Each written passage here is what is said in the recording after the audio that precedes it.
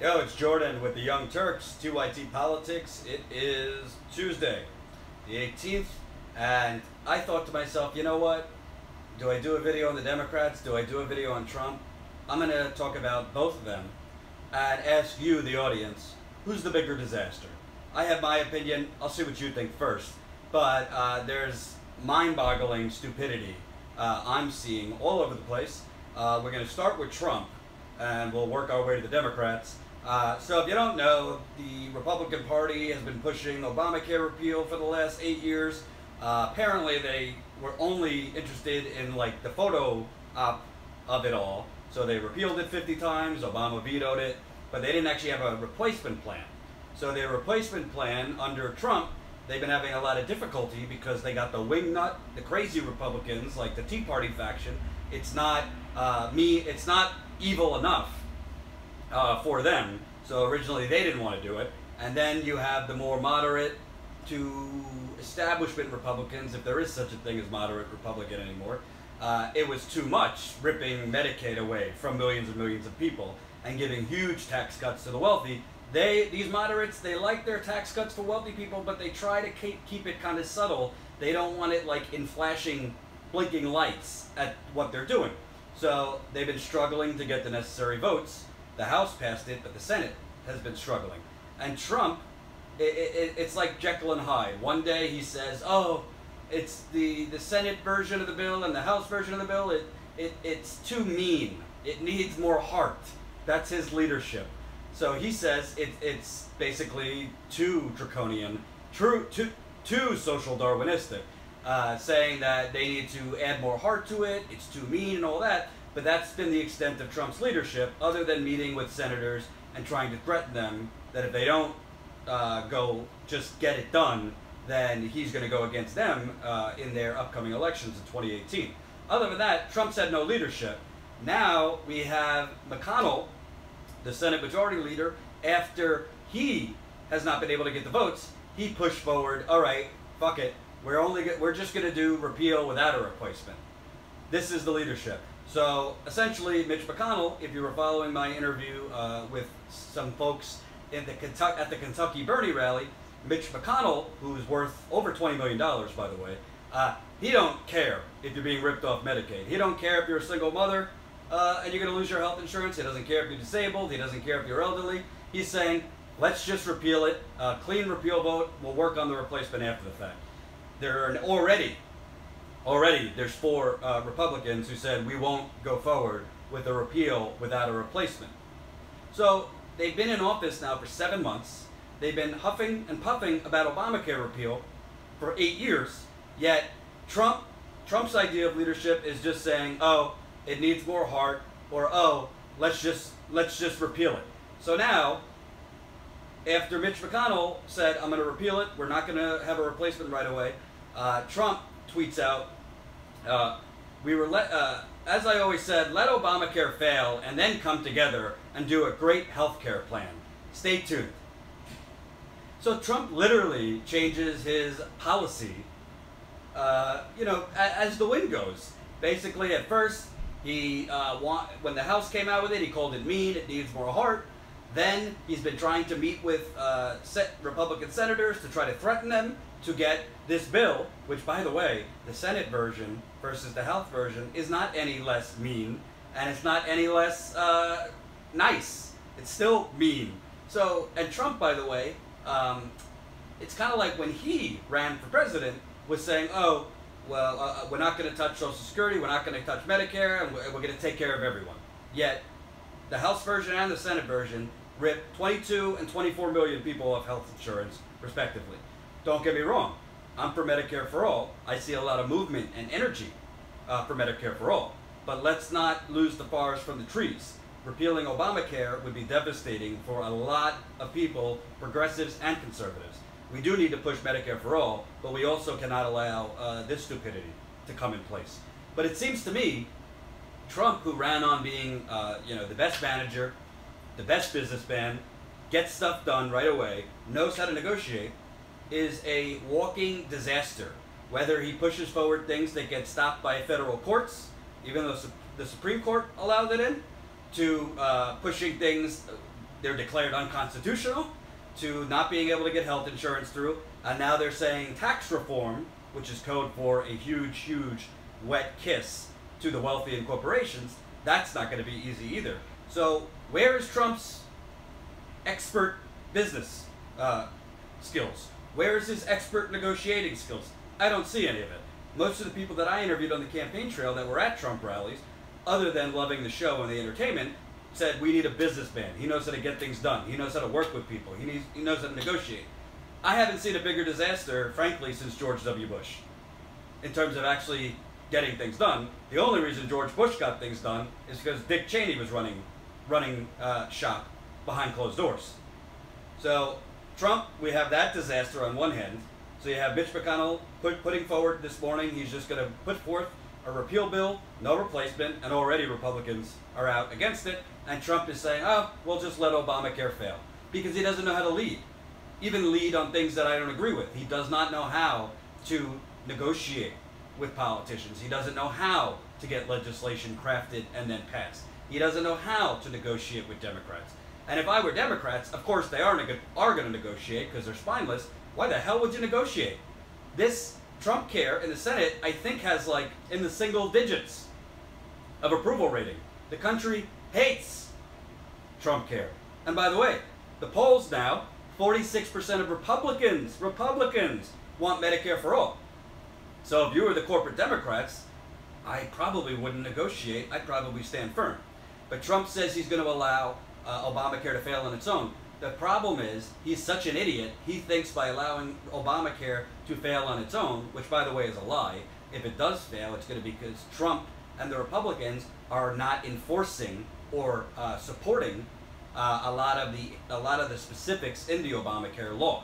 They're allowing subsidies to go unpaid. They're allowing a lot of the specifics on Obamacare, how people use the exchanges, state to state, to go unenforced. So they're basically sabotaging Obamacare. But the bottom line is, if you're the president, whether you're a Democrat or a Republican, when things fail, it's going to be on you. And he doesn't get that. He thinks, all right, we'll let Obamacare fail on its own, and then everybody will come to Savior Trump and say, oh, Donald, you were right. Let me give you a little, let me fluff your pillow, give you a little gold chocolate on your pillow. No, no, no. They're going to blame the Republicans and they're going to blame Trump, which frankly, whether I like corporate Democrats or not, are smart for corporate Democrats. So Trump doesn't get this. He continues to basically lead by tweet, and he doesn't know how. So be careful what you wish for. You say you want a businessman, not you watching, but a lot of Trump supporters. You want a businessman, you want someone to negotiate. Very different to negotiate for like a condo or skyscrapers than to negotiate with politicians who are all up for re-election, who are all bought off, and are all spineless. Your thoughts? Sam Siegel, editor of the Young Turks, with me here in New York City. Well, I mean, I think that, I actually think that Trump does, to some degree, understand that he will get blamed for what's been happening with healthcare, and I think that's why he said that comment about the Senate version of the bill is mean and they need to put some more heart in it. I think he realizes that this might come to bite him, and that's why he's pushed away from the healthcare bill. He's had his staff call it Ryan Care at certain points to kind of put his name and face away from the bill as a whole. So I think Trump does realize that. I think that what he thinks is that a repeal is better than putting out a shitty bill, because then it's like, oh, okay, well, you guys didn't want the other healthcare bill, but I got elected on repealing it, so that's it. My hands are clean. And when in reality, he will get blamed for the healthcare bill going to shit, and also just having complete repeal, just taking people off of health insurance, millions of people. I think he will get blamed for it, but I do think that he is cognizant of that fact, and I think that's why he puts Paul Ryan and Mitch McConnell more on the spotlight. I think he does realize that this could come back to bite him, so he could say later down the line, oh, hey, I said it was mean. Remember that? That's kind of the whole thing that Trump's been going off of since his campaign, is he'll say one thing that contradicts the other thing, so then he has on record to say, well, I said that it was a mean bill. Yeah, but you also tried to shove it down people's throats, and then you said you were just going to repeal the whole thing to begin with. So I think Donald Trump realizes the art of chaos and contradicting himself, and people can say, oh, but he did say that, when other people say he didn't want the he didn't want the bill in the first place. They could say, oh yeah, he said it was mean, his hands are clean from it. But I think he's not giving the American people enough credit, and they will realize that this is, for the most part, his fault. Now, I don't agree with all that, but I do agree. Trump excels by leading by chaos. He wants to put out so many different positions that nobody will remember what he's actually for. But the problem is, now he's president. He's got a 36% approval rating, the lowest approval rating at this point than any president of all time. Let's go down the road 6 months. Let's go down the road exactly a year. If you're not gonna pass health care, if you're not gonna pass tax reform, if you're not going to raise people's wages, which is certainly not gonna happen. The stock market's through the roof, but wages for Trump supporters ain't going up. Tax cuts are not going to magically lift Trump supporters. Tax cuts have been proven not to lift economic growth. So that's Trump on one end. So that sounds pretty crazy, doesn't it? That sounds like a disaster. Who could be a bigger disaster than Donald Trump? I give you the corporate Democratic establishment. And I know, I get a lot of heat for continually to pine on the corporate Democratic establishment. But let me give you just a poll that just came out today, okay? And people will say, who cares? She's gone. It's still relevant. Poll, Hillary Clinton more unpopular than Donald Trump. Still, 7 months into Donald Trump's presidency, Hillary Clinton more unpopular than Donald Trump. A Bloomberg News survey finds Clinton is viewed favorably by just 39% of Americans, compared to Trump, who is viewed favorably by 41% of Americans. So just 2 points. Maybe some other polls would have them tied or Clinton leading. But the reason this is important, make no mistake, Hillary Clinton, Bill Clinton, their ideology is still leading the Democratic Party. So it's not like it's been 3 years. It's only 7 months since the election. She's still less popular than this idiot, this nightmare, this disaster, as I just showed you. So when CNN is hiring her campaign manager, when MSNBC is littering their whole lineup with former Clinton campaign staffers, when the Democratic establishment is running neoliberal Clintonites in Georgia and elsewhere, well, we're showing you this type of ideology is not popular. And let's go back even further.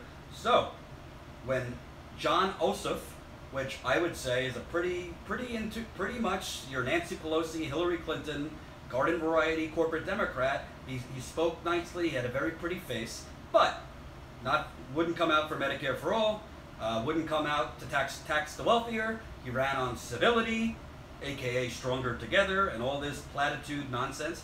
All right, Trump won that district in Georgia just by 1 point. He beat Hillary Clinton by 1 point in that district. All right, John Ossoff, in a special election, running all anti-Trump, lost by 4 points. So he lost pace with Trump in the election. He lost to, if Trump only beat Clinton in that district by 1 point, John Ossoff lost by 4 points. Sure, you could say it's a special election, there's different factors, but he lost by 4 points. Then you have Rob Quist, a progressive candidate. He lost by 6 points in that Montana district. Well, Trump won that by 20 points. 20 points Trump won. And Ryan Zinke, who is now the Interior Secretary, he won that district in the November election because Ryan Zinke ran for re-election in that Montana district. He won by 15 points, and then he was named Interior Secretary. That's why there was a special election. So a progressive candidate gained on Trump's victory by 14 points, and on the Rob Quist by 9 points. So you run a Democratic establishment corporatist in Georgia, you're going backwards by 3 points. You run a progressive candidate in a red state in Montana. Rob Quist gained on Trump's. Trump won by 20. He shrunk it down to 6. So with that, I want to tell you what's the new Democratic strategy.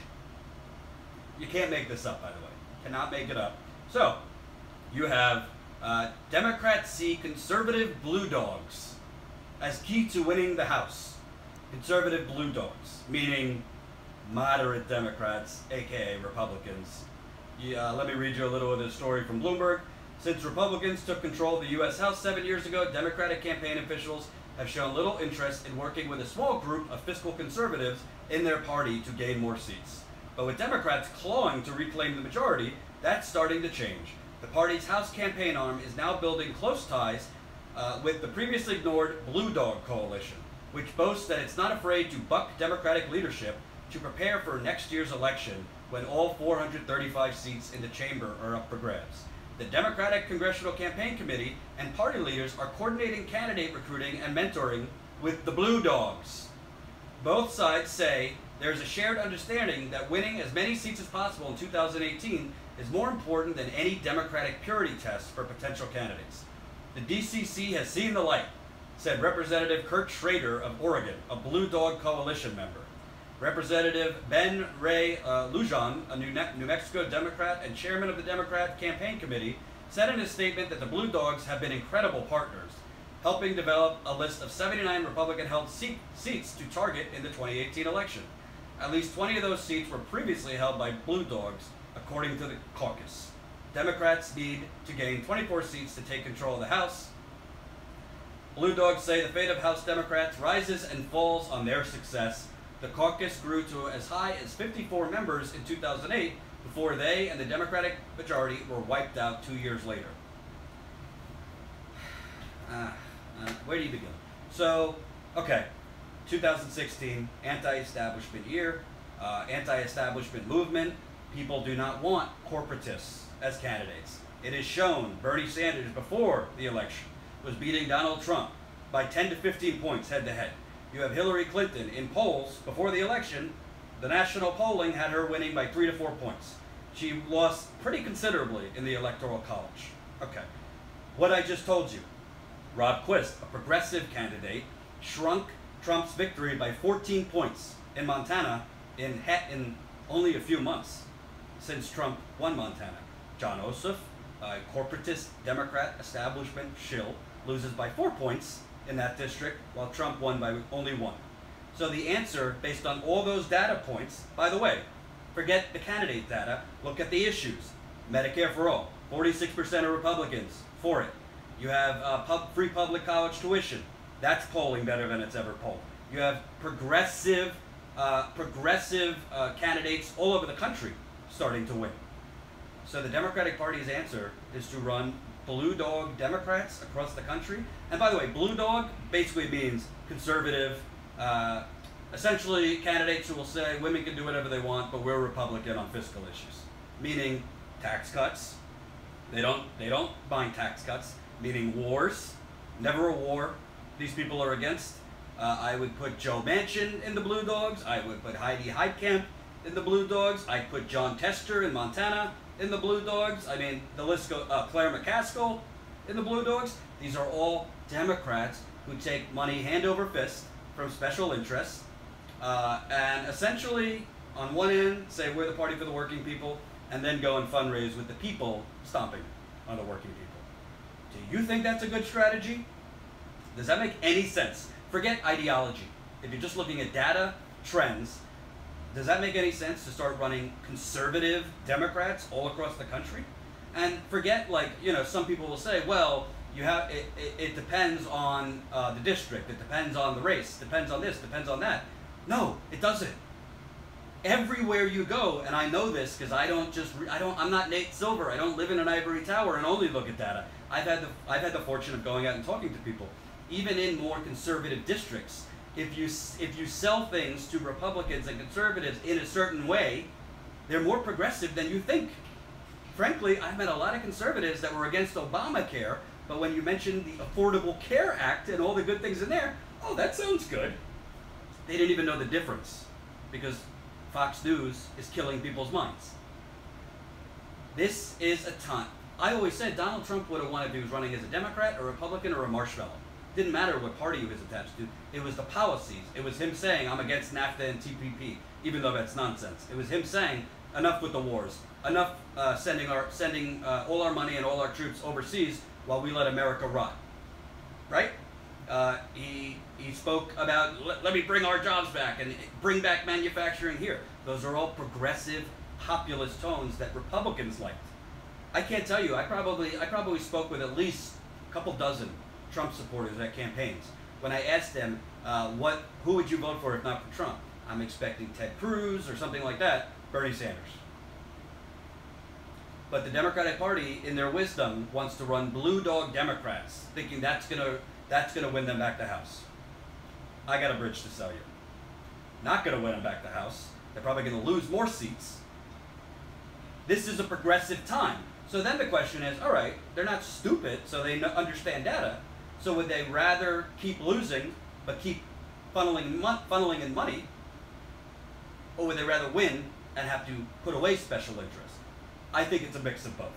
I think a lot of these Democrats, like Nancy Pelosi, Chuck Schumer, they've been in Washington too long. They don't see anything ethically or morally wrong with bowing down at the altar of special interests. They think, oh, this is politics.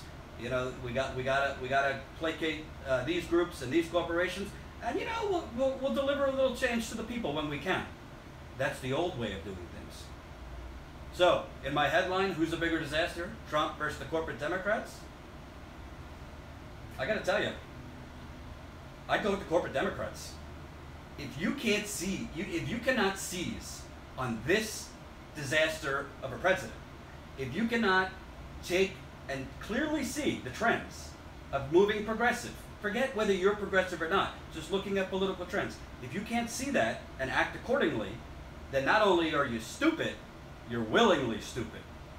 I think Trump is a disaster, but Trump, as opposed to the Democrats, Trump could be a disaster but still sell himself as effective to his supporters for a while. Trump could, on the surface, be a disaster, but still make his supporters think, oh, he's getting the job done.